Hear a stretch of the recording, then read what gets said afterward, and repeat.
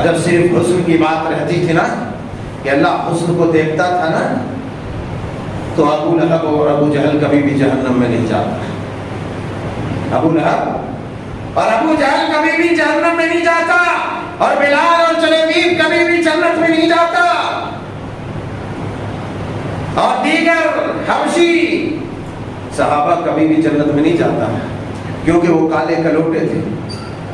مگر دیکھا دنیا نے کہ رب کے احکامات سے بغاوت کیا, جسے دنیا سونا کہتی تھی, اس کے حسن کی وجہ سے, اس کی خوبصورتی کی وجہ سے, جس کا نام ابو لہب پڑ گیا, اس کے حسن کی وجہ سے جس کو شولے لوگ کہتے تھے. مگر آخرکار رب تعالیٰ نے کیا کہا؟ تبت یدا ابی لہب وتب ما اغنی عنہ مالہ وما کسب سیصلی نارا ذات لہب. وہ بھڑکتی تیرتی شعلے والی آگ میں ابو لہب, جسے دنیا شعلے کے باپ سے پکارتی تھی, جسے دنیا اس کے حسن کی وجہ سے ابو لہب کہا کرتی تھی, وہ شعلے والی آگ میں جلے گا. نہ اس کا مال کام آئے گا, نہ ہی اس کی دولت کام آئے گی, نہ اس کے چمکتے چہرے اور اس کی جو ہے گوری رنگت والے وہ چہرے و مہرے کام آئیں گے. اللہ اکبر, اللہ اکبر کبیرہ.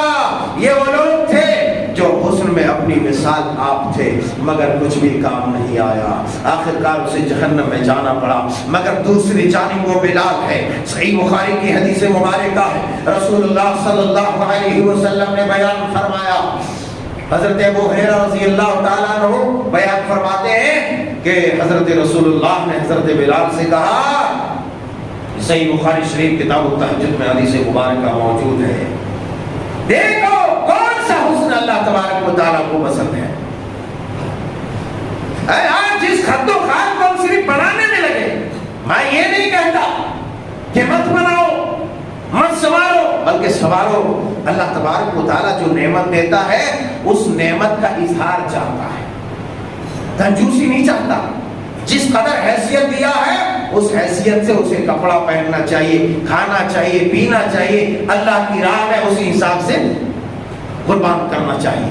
اللہ تبارک تعالیٰ اس بات کو کبھی پسند نہیں کرتا کہ بہت اچھا جو ہے اسے اللہ تعالیٰ نے نعمتوں سے نوازا ہوا ہے, مگر لکیر کا فقیر پاگلوں کی طرح رہتا ہے, دیکھنے میں لوگ اسے گھن کرتا ہے, نہ اس کی جو ہے اس کے بال صحیح ہے, نہ اس کے خال صحیح ہے, نہ اس کے لباس صحیح ہے. اللہ تبارک تعالیٰ ایسے لوگوں کو پسند نہیں کرتا ہے. ان اللہ جمیل ویحب الجمال, مگر اللہ تبارک و تعالیٰ اس جمال کو پسند کرتا ہے, اس ظاہری جمال کو پسند کرتا ہے.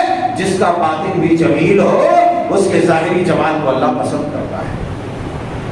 حضرت بلال کالے کلوٹے تھے, حضرت جلیبیب کالے کلوٹے تھے, مگر اللہ تبارک و تعالیٰ کو ان کی ایسی ادا پسند آئی کہ وہ جلیبیب جو کوئلے سے بھی زیادہ کالے تھے. روایات میں بیان کیا گیا حدیث میں کہ کوئلے سے بھی زیادہ کالے, مگر اللہ تبارک و تعالیٰ کو اس کی وہ ادا پسند تھی کہ اللہ مدینے کی خوبصورت ترین حسینہ سے اس کی شادی ہوئی. سبحان,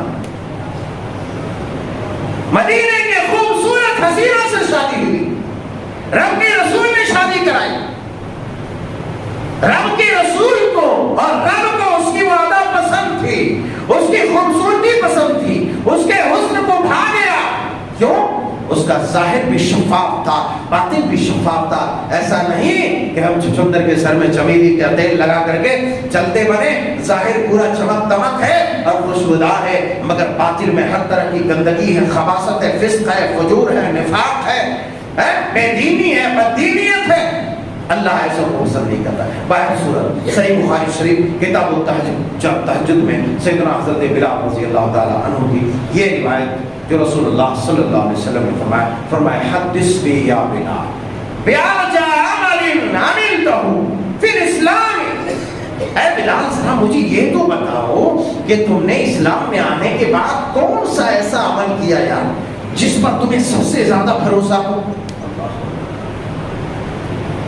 بلال وہی بلال ہے جو کالا کلوٹا تو تھا, مگر مکہ کی گلیوں میں, مکہ کے اس ریتیلی اور پتھریلی زمین پر لٹا کر کے اس کا مالک تب دھڑکتی ہوئی زمین پر لٹا کر اوپر سینے پر بھاری چٹان بھاری پتھر رکھ دیتا اور اوپر سے کھنلتا بھی کچلتا بھی تھا مارتا بھی تھا. وہ تیز ترار عرب کے اس دھوپ میں اسے اوپر سے کوڑے بھی لگاتا تھا, مگر وہ بلال رب سے وفا کرتا تھا, رب سے پیار کرتا تھا, رب سے محبت کرتا تھا. بڑے بڑے سرداروں نے آزما لیا, دیکھا, پھر بھی بلال نے کہا اللہ احد اللہ احد اللہ احد. اللہ رسول کے اطاعت کو ترک نہیں کیا, رب کی خشیت کو دل سے نہیں نکالا, رب کا خوف جانے نہیں دیا, رب کی محبت نہیں نکالی, رسول اللہ کی محبت و الفت دل سے جانے نہیں دیا. یہی وجہ ہے کہا کہ بلال مجھے بتاؤ وہ کون سا عمل تم کر کے آئے ہو.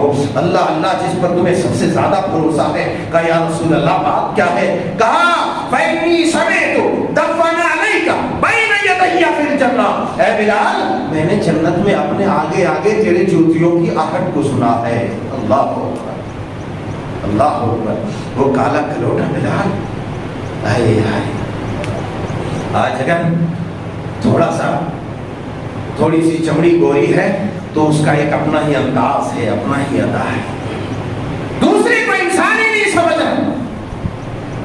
تھوڑا کوئی کالا کلوٹا ہے, سانولا ہے, اللہ اللہ, اسے تو انسان نہیں سمجھ رہا.